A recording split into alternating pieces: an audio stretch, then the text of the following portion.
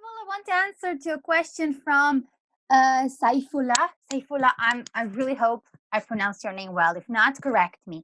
Gabi, yes, Gabi shared Storybird. That's amazing, but I didn't do it in Storybird. I just want to share a link again. It's a content creation tool. So Genially is for creating content. It's not an LMS. So it's a very big difference. You can do any things that you can do on an LMS. But yes, of course. So you can definitely check it out. You can make everything. Yes, thank you. I would like to start with your questions, or do you want me to show the books that I prepared? So I have a few books in other languages here. So what do you think? Let's see what the participants want. I can give you a few tips on how to actually use these books if I don't speak the language, right? Books. Okay. Here it is. Okay, first, I will tell you how I got this book. So every time I went to travel or conference or whatever, I just search for secondhand stores, and I like to buy pre-loved books, to save the planet and just give them a home.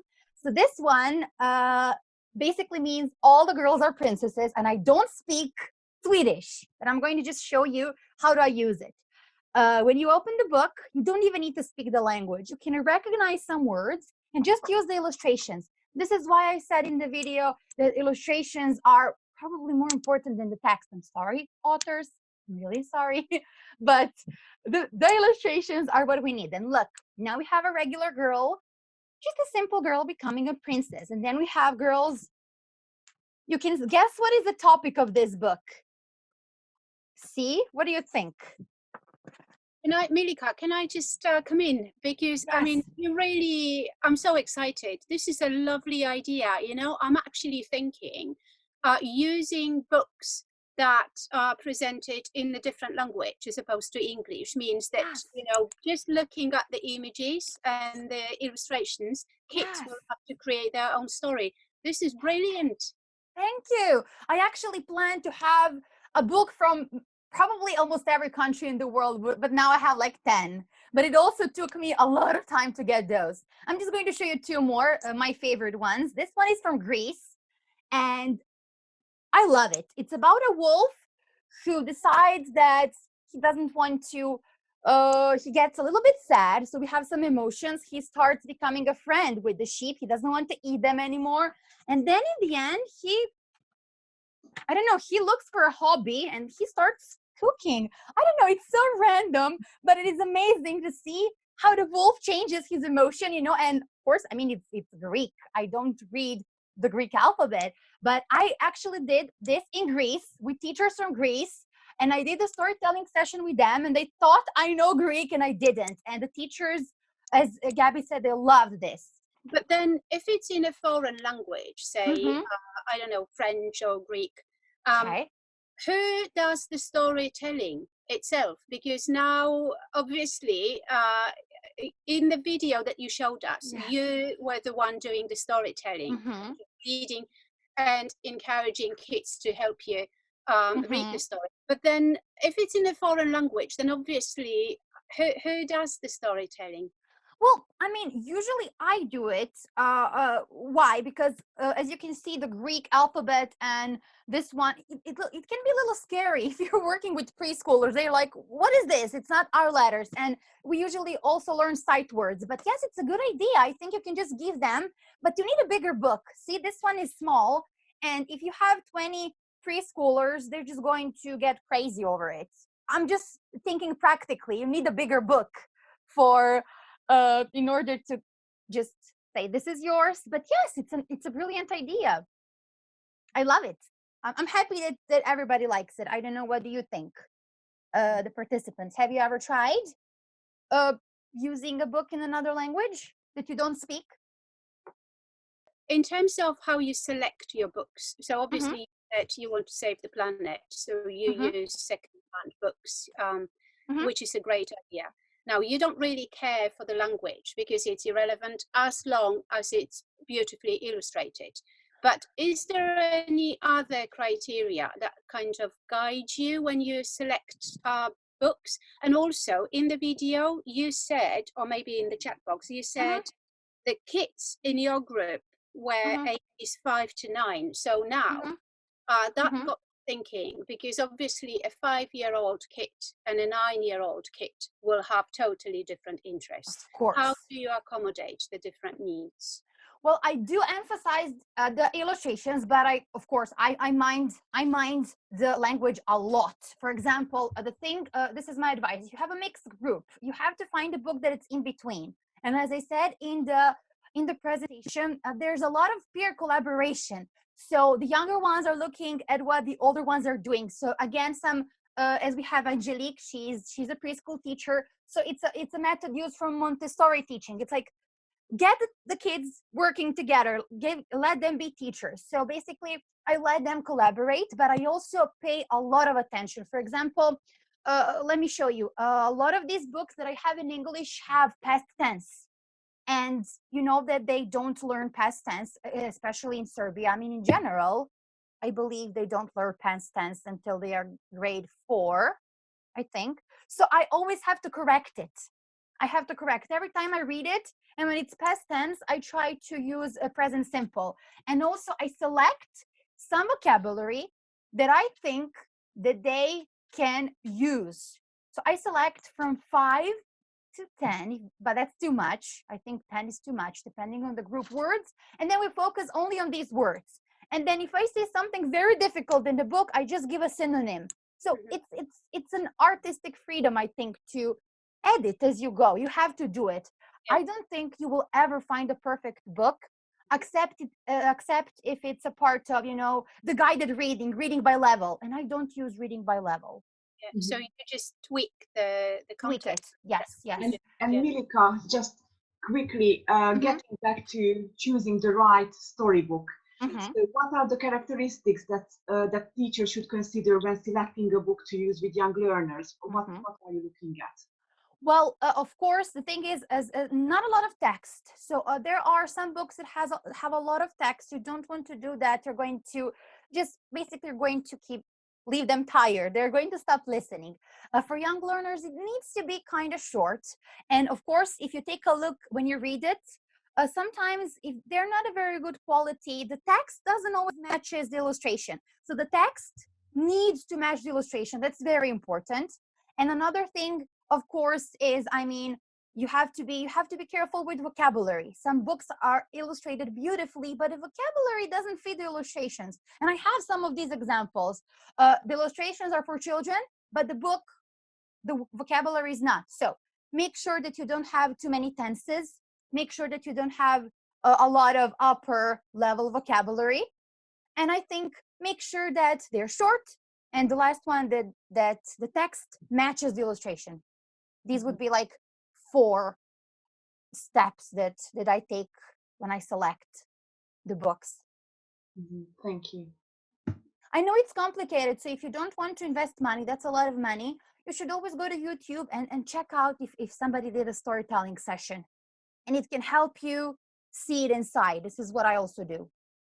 Charles says, how about presenting a new language through action songs and TPR? Yeah. Yes, I mean, of course. I've done it even in this lesson. You saw it in the beginning that we had TPR, we had this cube that we were throwing, and also all the action vocabulary, all the verbs are always TPR, like gulping, gulping, and all of these things you need to show it with your body. So yes, that's a must. I wouldn't say it's a choice. I would say it's a must. You need to use TPR. And action songs, it depends. It depends on the book. Yeah, that was my question as well about songs and how to Mm-hmm. use songs for storytelling. Mm-hmm. I mean, you obviously have quite a lot of experience doing it as well, kind of, changing songs into a story. What advice would you give me if that was the approach I would like to take? Like, say, I have a nice song and I don't know how to turn it into a storytelling session. Well, the thing is, you shouldn't force it. That's my first advice. Not everything can turn into a nice story. I have a feeling that you really need to find a song that's suitable for storytelling. So this song has to have doesn't, how do we call it? I'm sorry. We have a chorus, and we have a bridge. So you need a song with a bridge in between to use for a story. For example, there are songs like Santa, Santa is his name. Oh, you can't do anything with it. It's just literally spelling. So you need a song that has some kind of a storyline, that has any kind of activity that's not only chanting. So usually when we chant, we don't have a lot of activity. For example, I can tell you how I develop a song into a storytelling project. I have one idea here. So I use the London Bridge to develop it into a full STEM project when we actually build bridges, and then we were like testing which one is going to collapse, just like the song. And then you can easily, while you're making this, continue the storytelling. So it's not storytelling completely, but you can use it that way. Yeah, I mean, I can see something quite different here from Xavi. Hello? Oh yeah. Well, it's Charles here. Charles, Oh, good. hi, Charles. Yeah, first of all, that was really interesting about storytelling. Yeah, I was just interested in the use of music and mime, rhythm and rhyme, and how you actually get the music for the songs that you might like to use when you're telling a story. Number one, you have a YouTube free audio library that doesn't have any kind of a copyright if you're worried about copyright. So you should go, you need to be logged in, just type YouTube audio library. You can go there and you have moods, you have different kind of types, genres. You can find a completely copyright free instrumental, because you need an instrumental. And that's free, yeah? So completely free. Yeah. Yes, but be careful, because it's weird. Chevy knows, she was in my workshop last week. You need to be logged into YouTube when you Google this, because if you're not logged in, it's not going to lead you there. I don't know why. You have thousands of songs there, completely free. Yeah, but in my experience, the quality of the songs on YouTube isn't really very good. No. This is audio library. These are very quality songs, very good. They're recorded by real artists. Yeah, you have everything there, from rock, pop, metal to lullabies. Right, yeah. And they test YouTube check. I mean, basically YouTube made this library, so it's not a YouTube video. It's a library where you download the songs. Right, yeah, understand. Try it. Yeah, if I just add to that, Charles, about the YouTube audio library, it's basically a lot of YouTubers use the music content from there. So they have more than 10,000 file on there, and they keep on updating as well. And perhaps we can, after the workshop, we'll drop a few links where you can find a lot of royalty-free music. You can use that for your material as well. Yeah. What happens often, in my case, is when you kind of when you have teacher training sessions and you mention drama and dramatizing, it's almost like a terror word for some teachers. So what I'm trying to say is that there is very often this immediate kind of reluctance to even open up to this idea. If only because people very often think they can't do it. Okay, so my question is, what do you say to teachers like that? I mean, how do you encourage them to, I don't know, play around with drama techniques? Because often they just don't have the confidence, and they feel like, right, other people can do it. I don't think I have the skill. So where do we start as teachers? I actually answered this in the chat box. I'm happy that you asked it.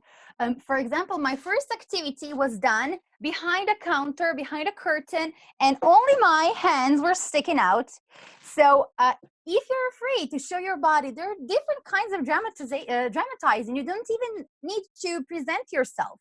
You can always hide behind a curtain. And I want to show you another DIY thing that I made. Here's another advice. This is just I think this is a TV box. No, a computer monitor box. Basically, try to make any kind of do-it-yourself, small theater you can hide behind until you gain some confidence. Honestly, I never had a problem with this, but I had people in university, my colleagues, who would faint because we had drama. We had actually a whole drama course, and they had to perform on stage, and it was terrible. I can relate to this, to be honest. Really? Because it's kind of, you feel like you're putting yourself out there and you're vulnerable in a sense, and making funny faces and changing your voice and all this. That's not something that comes easily, or I don't know, automatically to some teachers. Yeah. So it's most certainly a skill that some of us have to develop. I mean, that's the way I feel about it. Yes, as I said, I mean, in my case, it's completely different. I'm I'm a person who is very open, so it's not a problem for me. But again, don't feel afraid to hide yourself. If you don't feel confident, you can definitely make a small theater. Start small. For example, you can first start with puppets that are on a stick, so you don't even have to move your hand. Then maybe go to the hand slowly, and then maybe try to peek a little bit in the book. I think this is why online and distance learning is great, because you can basically do this. You can just sit on the side, right, and do this. This is what I do when I do a storytelling online. So basically, they don't see me. Yes. So you can hide yourself. Yes. I don't think that's necessarily bad. No, bad. no, I don't. I think it's a very nice way of, well, yeah, getting started. Yes, it takes years for some people to just feel more open, and this is why not everybody is comfortable with teaching children, because you need to be a performer. For the young ones, you definitely, I feel you need to perform. Well, you need to be a performer even when you teach adults. So I mean, you are almost you are out there, vulnerable in a sense. But and it's also about using your voice, varying the volume, the pitch and the tempo, playing with the pauses probably. So I don't know, keeping eye contact with the kids as well. So I think there are a lot of skills that are needed to be successful in storytelling. It takes practice. I would say if you're really, really scared, start in front of a mirror. Okay, so stand in front of a mirror. You don't even have to look at it, or record yourself and then take a look at it, see what was bad, and then maybe try to improve. So take small steps, very small. I have to say that what I particularly liked about your video and your sample lessons that you shared with us was the fact that you were trying to utilize every single incidental kind of in the book, like through elicitation. So it's not just storytelling, but the fact that you were eliciting what each illustration and each picture, I don't know, demonstrated, or I mean, this kind of attracting students' attention, drawing students' attention to all the incidentals. So it's not just the story, but just utilizing what is already in the book and making a really good use of it, because it's not just you telling the story, right? It's about having all the kids with you throughout. So I really liked the way you exploited the material. This is why I rather call it storytelling based learning than just storytelling, because it's not passive. It's not just me talking and then thank you for the story. It's communication. It's a lot of communication. You pretty much respond to what your students do. So it's just no different to what we do when we teach adults, I guess. Yes, so you can use this if you have. I think teachers have a lot of transferable skills. We have a lot of them. I don't think we even realize how many of those skills we have. Chevy? No, I was just sharing my ideas in the chat box. I think everybody is reading it. And the other thing that I really like about your storytelling is that you do different activities with students. Maybe it is in the form of digital activity or using the craft items in the class. I think that just narrating the story is not enough. We need a lot of activities to engage them. Not only making just a quiz, but other craft items. I think that is what enthused them more. Even, you know, matching activity. I really enjoyed those, and I think conducting those along with storytelling session is what will encourage them. You know, maybe we can teach figurative language also while narrating stories to them. I wonder, Shavi, is that how you started as well, by hiding behind the book, or are you one of those teachers who have the confidence to use dramatization straight away? I recently did a storytelling session on Halloween. So actually, I was sitting right in front of them in the getup of a witch. So I wouldn't say that I hid myself behind the camera and portrayed myself, but I think it was online, so it gave me a bit of confidence rather than doing it live face to face. So online, it was still, I was a bit comfortable doing that alone in my room, just in front of the camera. So I think I'm not the one. I had the courage to go in front of the camera and do it with my students. Yeah. You know, I wonder, guys, like Shavi, because you seem to have a lot of experience. I mean, the way you talk about it really sounds like you are very experienced. I wonder how you, Milika and Shavi, and perhaps someone else would like to join this discussion. How do you actually get your students ready for a story? Because that was something that I was also, I mean, I didn't see it in your video because it was focusing exclusively on the actual lesson, right? But my question is, how do you get them ready for the story? How do you sell it to them? Because that's a very important moment, right, in the lesson. To sell it So to your I students. have an idea. We didn't tell you, but I actually did some storytelling for Shavi's class. So I think maybe she can tell you from the other side. How did I sell the Christmas storytelling book to your students, Shavi? Because you were there. Yes. So I remember then when Alice joined my class, she started with an activity where she had a Christmas tree and she had different countries' name written on it. So the students were actually supposed to go on Google and search about how Christmas is celebrated in those countries. So they were coming up with answers in the chat box. So they were quite, you know, they were all active. And then we did a small vocabulary session also, which was displayed by Milika using different GIFs. So they were able, for example, the word blizzard. So she showed a GIF to the students, and the students were familiar with that word. So I think, you know, we pumped them up with different activities in the beginning and then narrated the story. And Milika did a good job in the sense because she added music in the background. Whatever incidents were coming in between, she had music in between. Yeah. It's almost like, you know, you whet your students' appetite, right? You have this Christmas tree and you get them, you know, to move around. And yeah, because I personally think that this is one of the most important moments in every single lesson, not only with young learners, but any learners.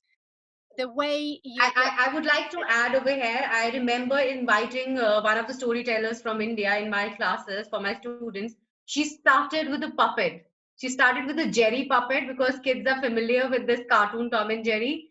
So she started with a Jerry puppet. In the noise of, in the voice of Jerry, she started talking to each and every student, greeting them and asking them questions about their routine or what they did during the day. So I think that in Jerry also brought their attention. They were quite captivated not to see anyone else on the camera screen, but just the puppet. If you don't get your students ready, your activity will be lost on them, because you kind of have to make them wait for you to say, okay, let's go now, here is the story. So it's a really important moment, this kind of pre-storytelling. Yeah, I remember one of the incidents as well. Like I told all my students to dress up like animals one day. I gave them, you know, one student became koala, one student became tiger. Why? Because I was going to narrate a stories on animal to them. So they were all in the characters already, and they were participating. And as the tiger's dialogue was coming in the story, so the student who became a tiger was repeating with me the same dialogue. So I think getting into the feel of it, becoming that character also encourage them. Yeah, I think it's a good start. Yeah, I can see that Charles is actually sharing very kindly a Halloween action song for you. So if you want to have a look at it later. So yeah, for your next Halloween story, maybe next year. Well, this year. Thank you. Yeah, there's a real story about it. Yeah, yeah, brilliant. Anybody else? Because we only have Milika for another couple of minutes. Hola. Hola. Hi, Hello? Oh, hi, I hi. don't know. we can Hi, hear can you. you hear me? Yes. Okay. I was substituting in a private school, a teacher who was following a method of learning English with mommy. So the kids actually were coming to the lesson with mommy. But even though I was a Boy Scout leader, so I'm used to acting out or do enactment and invent a story or songs, adapt old songs with new words and stuff like that. I did follow the teaching that they gave me on how to enact a story with the kids. So they had books that are written and prepared for that organization. They had one song for each book, for each story. But I had really to prepare to enact the story and have the kids do the same with me. So of course, there were other people learning the method. And of course, as you were saying before, some people are not ready to do that. They feel a little shy or they don't feel up to it. But it does work if they do it and they try it out. In the end, they can make it. Anybody can make it if only they can face something new and try to overcome. Well, yeah, if That's only they have the confidence, right? Because Yeah. it's the C word, it's the confidence that people need very often. And I guess you Because are right. Once you kind of overcome it, you just go with the flow. But I guess the first step is the most difficult one. Yes, and if you're very, very, I don't know, if you feel very demotivated, just remember, you graduated from university, you have your you have your certificate, you have this job. I mean, you're hired. There's nothing you can do to set yourself back. You're there, and that's all. I mean, just think about it. You're already there. You managed. You came all this way, and don't let little drama activities scare you. That's maybe a little bit of motivation. Yeah, and I guess just trying to imagine how much your students, your kids love you. So that should also inspire you. Yes. Because it goes both ways, right? I mean, you get this energy from your students as well. Yeah, I just wanted to make the point. I mean, I live in Italy and I work with primary school teachers of English to young learners here. I mean, we're talking about children aged from generally from about 6 through to 10. And to work around the story and to present many different aspects of it through mime and through all the various activities that were proposed, you need to have, I think, at least a B2 level of English. And unfortunately, the situation in Italy is compromised by a lack of teacher training funding. The Italian government would like young people to learn English well, but they provided over the years just a few 500-hour courses for people who don't even know the language. And so what you find, at least here, is that the teacher books for the courses are like enormous cooking books where everything that you need to do is explained like a cooking recipe, because the poor teachers, they really don't have good enough English to teach effectively. I was just interested to hear people's feedback about that. Yeah, I think I think you hit the nail on the head, because I mean, with storytelling you really need to improvise. I mean, that's what it is. You need to have your own language, so you can't just rely on the teacher's book, right? Because you really don't know what's going to happen in the lesson. And I mean, but then what can we do about this, Milika? I mean, obviously, if say teachers don't have enough language, then obviously, can you script a story? No, you can't really do it, can you? I mean, I don't know. This is such a complex question. Definitely, the best answer will be, change the system. I'm just kidding. That's not possible. But maybe try something that has a very little vocabulary. And I just have here one example that I love, and this is literally touchy-feely books. So board books, all those little tiny books that literally have, one sentence. So I think maybe start from board books that are very, very simple. Ask for help. I think, Monica, but I think this is exactly the problem. I think it should it not be the other way around, because if there is little text, then obviously the rest of the text has to be provided by the teacher who doesn't have the language. Yeah. Well, you can definitely use L1. I mean, using L1 is not that bad. As long as you have some input of L2, I feel like using L1 would be, a crutch to rely on, because there's nothing else you can do. You need to use your native language. Yeah. So try to mix it. Try your best. And then maybe just keep it at 50-50. I really don't think there's anything else you can do if your level is below B2. Yep. Sonia Could we introduce grammar topics in the storytelling? I mean, yes, of course. You need to start from the book. So open everything you have, or search PDFs if you can purchase them cheaply online, and take a look at the vocabulary. You can easily introduce adjectives, nouns, tenses. I mean, books have language. You just need to analyze it. So start from analyzing it. And in this case, you're worrying about the text, not the topic. So usually I usually start from a topic.